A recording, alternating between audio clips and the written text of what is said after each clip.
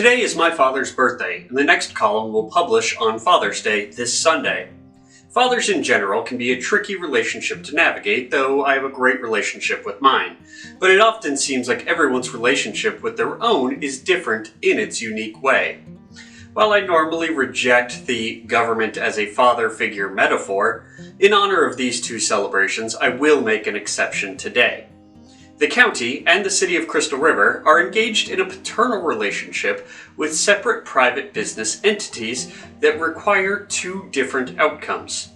First, though, the biggest news of the week was that the Citrus County School Board voted Monday to repeal the mask mandate for school properties, effective immediately.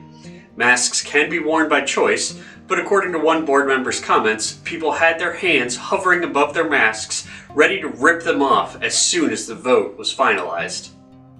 The county and Crystal River have been facing a problematic situation regarding two different private businesses that is now coming to an actionable point.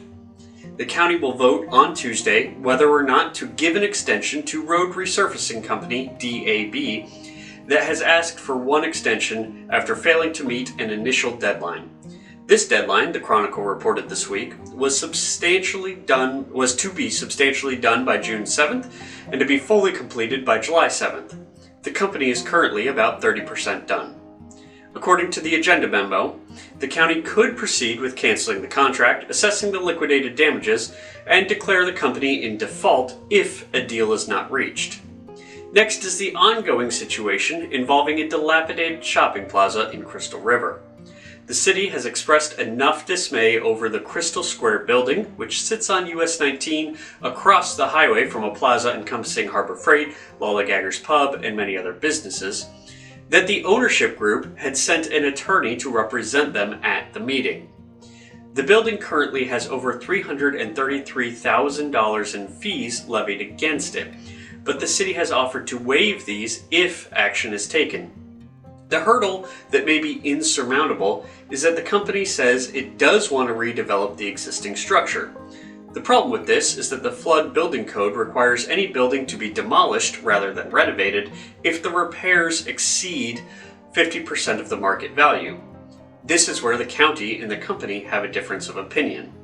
The unofficial estimate from the property appraiser's office is that the building only costs around $500,000, but the owners of the plaza, who purchased it for $1.5 million in 2013, feel that it is worth much more. If the automatic demo 50% threshold is not met, then there is an August 9th deadline to reach either a redevelopment agreement or an official legal complaint. These two situations are different in many ways. The county is working with DAB, a company that, while based in Inglis, has a strong philanthropic presence in Citrus County, whereas Crystal River is dealing with New York-based developers. DAB is on a government contract, whereas the owners of Crystal Square are in violation of government regulations. County Administrator Randy Oliver has already made the suggestion that the board extend the DAB contract. This is important because it removes the look of impropriety from each of the commissioners, all of whom have received multi-thousand-dollar campaign checks from either the owners of DAB or the company itself. Admittedly, it's still not a great look, but it's one the commission should explain without explicitly addressing it. My hope is that they hold a firm line about preventing this from happening again, but discuss the ways in which canceling the contract and starting over hurts the services rendered to the residents more than it helps the county. My congratulations to the Crystal River City Council. Having run Councilman Ken Brown's re-election campaign last year, I heard how often these buildings were discussed, and the city is now taking the appropriate action.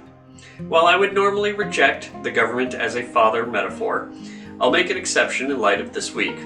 Sometimes you have to lead with a steady but punitive hand to get corrective action, like in the case of Crystal River. Sometimes, like in the case with DAB, you have to send a message that you aren't mad, just disappointed.